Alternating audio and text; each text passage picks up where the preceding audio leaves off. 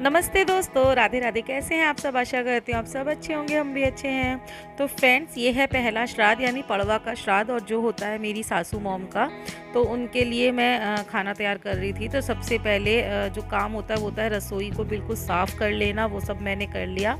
उसके बाद अब सबसे पहले मैंने चढ़ा दिया खीर, क्योंकि खीर में लगता है समय।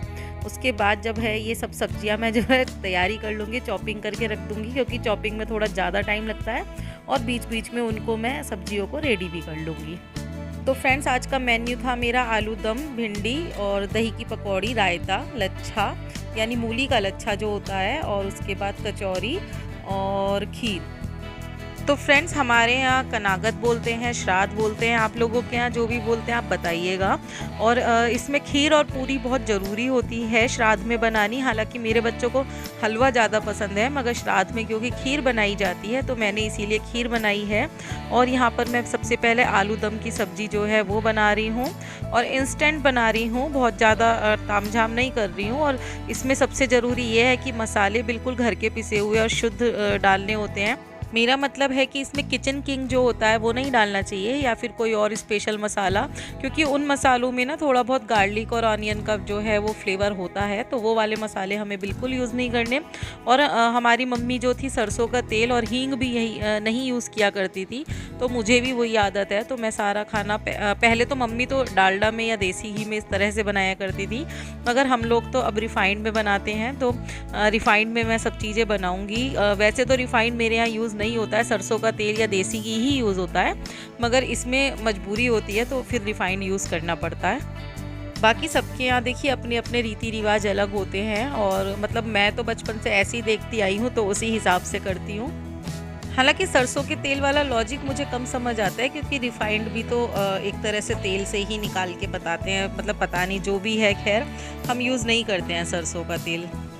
और फ्रेंड्स, मैं नमक जो है वो सेंधा ही यूज़ करती हूँ, तो वो रोज़ में भी मैं सेंधा नमक ही यूज़ करती हूँ, तो हमें उसी की आदत है। तो बहुत बेसिक से मसाले, नमक, हल्दी, मिर्च, धनिया, और धनिया के साथ ही मैं सौंफ पीस लेती हूँ। तो उसी तरह से मैंने आलू दम में डाले हैं बिल्कुल बेसिक मसाले, और इसी तरह से मैं बस भिंडी में डालूँगी। और भिंडी को हम अजवाइन में बनाते हैं बहुत जगह पे, मतलब जीरे में भी बनाते हैं, सब अपने अपने हिसाब से बनाते हैं, मगर हम लोग अजवाइन में बनाते हैं। अजवाइन में बनाने का मेन रीज़न ये भी होता है कि अजवाइन से जो है वो डाइजेस्ट हो जाती है, क्योंकि भिंडी जो है उसका बोलते हैं कि वो बादी होती है, तो और उसका टेस्ट भी बहुत अच्छा आता है। मुझे तो बल्कि जीरे वाली भिंडी में बिल्कुल टेस्ट नहीं आता, मुझे अजवाइन वाली भिंडी ही अच्छी लगती है। तो देखिए, ये सबसे पहले मैंने कढ़ाई में डाल दिया अजवाइन, और ये सब मसाले, नमक, हल्दी, मिर्च, धनिया और सौंफ का पिसा हुआ पाउडर, और ये सब मैंने भून लिए हैं। और अब मैं इसमें भिंडी डाल के, और ये बहुत जल्दी बन जाएंगी क्योंकि इस टाइम भिंडी बहुत अच्छी आ रही हैं, तो एक भाप में ही बहुत जल्दी से ये हो जाती है। इन्हें ढक के रख दूँगी, इतने में और काम कर लूँगी। तो इस तरह से मेरी 3 चीज़ एक साथ रेडी हो रही हैं, आलू दम, भिंडी और खीर। खीर इंडक्शन पे रख रखी है, क्योंकि वो टाइम ज़्यादा लेगी और एक साइड में बनती चली जाएगी। और बीच बीच में काम होता है मुझे मेरी स्लैब को जो है साफ़ करने का, और अपने आप को भी साथ में मुझे साफ़ करने का रहता है। थोड़ा सा हाथ बार बार धोती हूँ। और हमारी मम्मी ने ना हमें एक आदत डाल रखी है कि जो भी कंटेनर या डिब्बा मसाले का कुछ भी लो, तो उसको हाथ के हाथ आप साफ़ कर दो, तो वो फिर साफ़ ही बने रहते हैं, तो बार बार मेहनत नहीं करनी पड़ती। अब इतने सब्जियां रेडी हो रही हैं, इतने में जो है कचौरी और पूरी का आटा लगा लूँगी। और क्योंकि मैं कचौरी धास की बनाऊँगी, धास जो होती है वो उड़द की पिसी हुई दाल होती है, तो इसलिए मैं बहुत ज़्यादा सॉफ्ट नहीं लगाऊंगी, थोड़ा एक टाइट डो बनाऊंगी आटे का। ये मेरा आटा जो है रेडी हो गया है नमक और रिफाइंड डाल के, और इसके साथ ना ये कचौरियाँ बहुत खस्ता बनती हैं। वैसे तो आप उड़द की दाल को भिगो के और उसको पीस के उसके बाद उसको भून के भी कचौरी बनाइए तो बहुत अच्छी बनती है, मगर आजकल इंस्टेंट ज़माना है, तो मैंने तो रेडीमेड जो है वो धास मंगा ली है। देखिए, भिंडी जो थी वो रेडी हो गई थी, और अब इतना काम होने के बाद मैं पहले पूजा करने आ गई। मैंने लड्डू जी को तैयार कर दिया, उसके बाद मैं पहले पूजा कर लूँगी, उसके बाद आगे के काम करूँगी। और फ्रेंड, ये शिवलिंग मुझे मेरी चाची सास जो है मीनू चाची ने मुझे रामेश्वर से ला के दी थी, और जब से ये मेरे पास आए हैं भोलेनाथ, तब से मैं उन पर जल डेली चढ़ाती हूँ। मुझे नहीं पता घर में रखना सही होता है या नहीं, मगर मुझे बहुत शांति मिलती है उन पर जल चढ़ा कर भोले बाबा पे, क्योंकि मंदिर मेरा जाना हो ही नहीं पाता, मैं कितना भी सोच लूँ। तो इस तरह से मुझे बहुत अच्छा लगता है पूजा करना।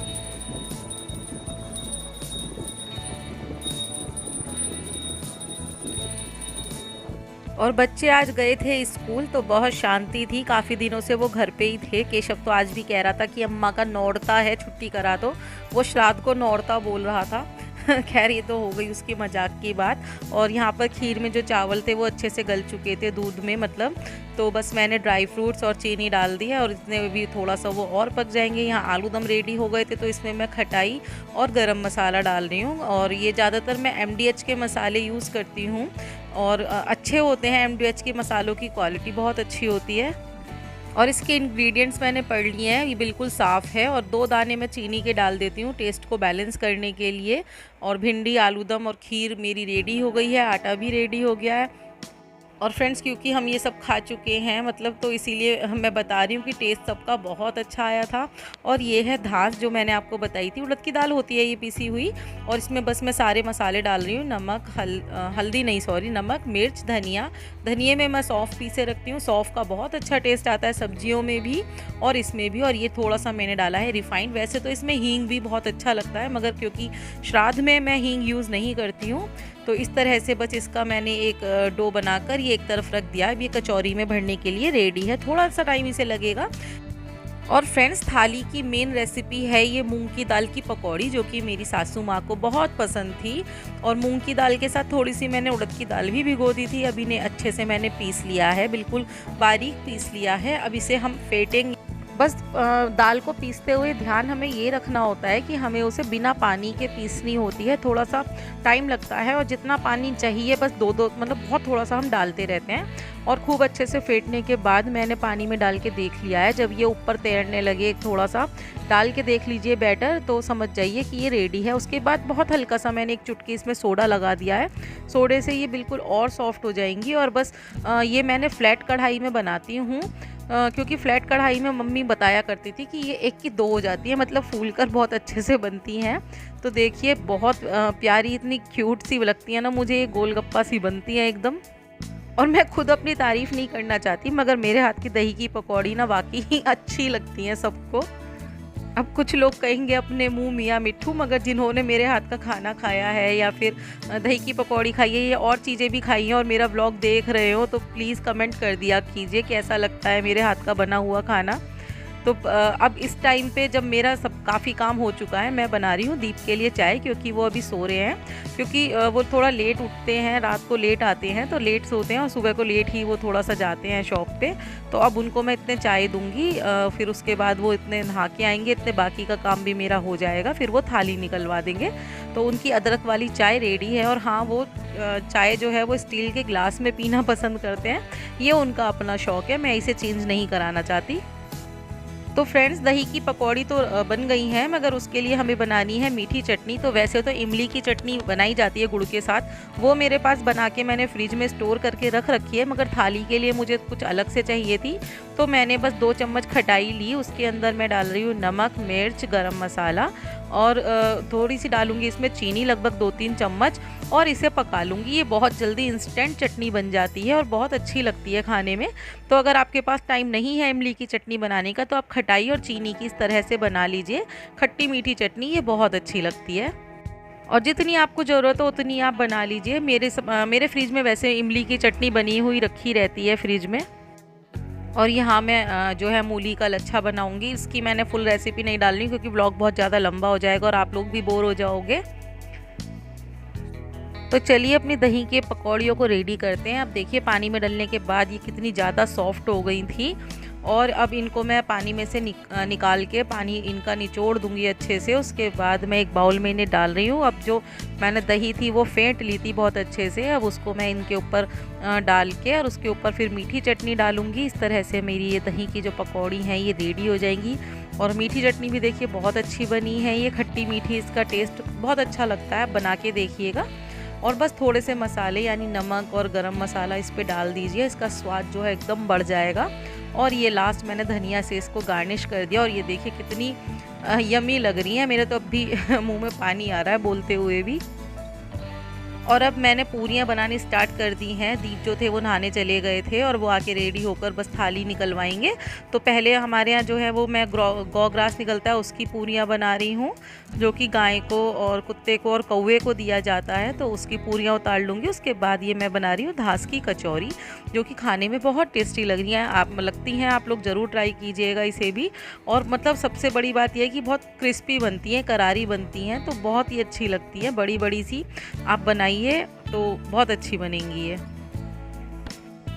बस फ्रेंड्स, सब काम हो चुका है, हमने प्लेट लगा ली है और अब हम कर रहे हैं भोग लगाएंगे। मम्मी जी का आवाहन करेंगे उनको कि वो जो भी प्रसाद हमने बनाया है उसे भोग लगाएं, उसको खाएं और हमें अपना आशीर्वाद दें। और जो हमसे गलती हुई हो, भूल चूक हुई हो, उसको वो माफ़ करें। वैसे तो हमारे मम्मी पापा जी दोनों ही बहुत अच्छे हैं और उन्होंने कभी मतलब अपने सामने भी हमें कभी परेशान नहीं किया, तो अब तो वो क्या ही परेशान करेंगे, वो हमेशा आशीर्वाद ही देते हैं हमें अपना। और हमारे ना मतलब सास ससुर कोई भी ना वहमी टाइप नहीं थे, वो किसी भी चीज़ में ना वहम करते थे, ना कुछ परेशान करते थे, कुछ नहीं। वो बहुत सीधे सरल, दोनों बहुत सीधे सरल स्वभाव के थे, ना दुखी करना परेशान करना उन्हें नहीं आता था किसी को भी। और सही बताऊं तो दीप की आदत ना अपने बिल्कुल मम्मी की तरह है, ये भी ना सुनते रहते हैं, इन्हें भी जवाब देने ज़्यादा नहीं आते हैं, ये किसी को जल्दी से जवाब नहीं देते हैं। हालांकि मुझे गुस्सा आता है इनकी इस बात पे, मगर इनका स्वभाव ऐसे ही है।